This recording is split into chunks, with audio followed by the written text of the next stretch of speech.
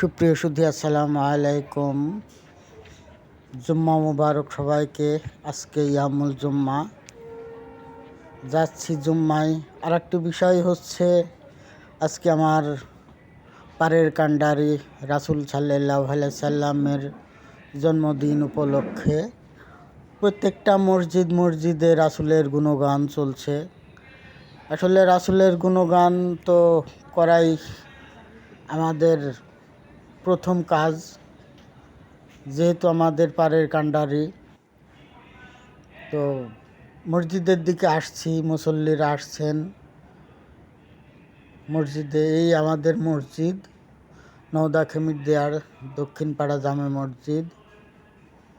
মুসল্লিরা আসছেন, আসা শুরু করেছেন, অনেকেই আসছেন।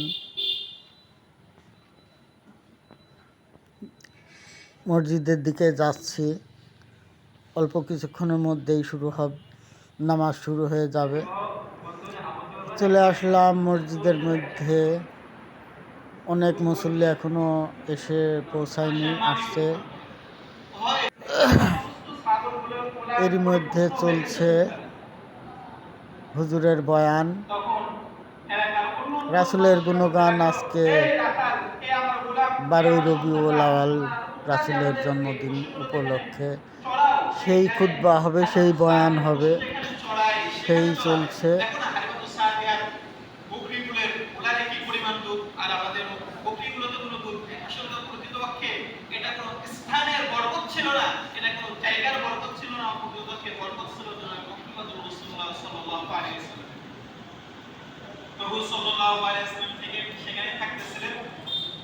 কয়েকটা কারণে শহরের মানুষ তাদের সন্তানগুলোকে গ্রামে দুধ পান করার জন্য পাঠিয়ে দেয়। এর ভিতরে উল্লেখযোগ্য একটা কারণ, স্বাভাবিকভাবে শহরের আবহাওয়া গ্রামের আবহাওয়া শহরের আবহাওয়া থেকে সুন্দর, ভালো।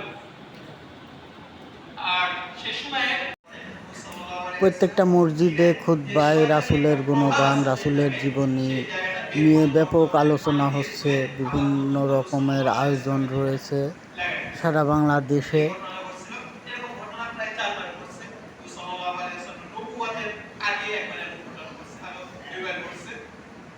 এই ঘটনা ঘটার পরে চিন্তিত হয়ে গেলেন কি করা যায়।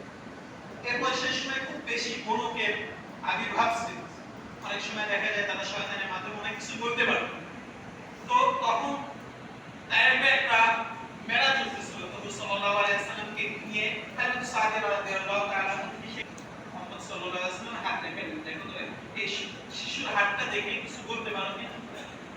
ওই বড় এ হুশ দিছিল নবী সাল্লাল্লাহু আলাইহি ওয়াসাল্লামকে নেওয়ার পরে দাঁড়ায় গেছে, চিল্লানো শুরু করছে, হে জাযিরাতুল আরব, তোমরা কোথায়? দ্রুত এদিকে আসো। হে ইহুদিরা, তোমরা কোথায়? দ্রুত এদিকে আসো। হে খ্রিস্টানরা, কারা তোমরা আসো? দ্রুত এদিকে আসো। এই সন্তানকে ধরো এবং এই সন্তান সহকারে আমাকে হত্যা করে ফেলাও, কারণ এই সন্তান তোমাদের ধর্মকে শেষ করে দেবে। এই সন্তান পুরো ভিডিওটি দেখবেন, আমাদের চ্যানেলটি সাবস্ক্রাইব করে রাখবেন ভালো ভালো ভিডিও পেতে। ধন্যবাদ। সব শেষ করে দেবে।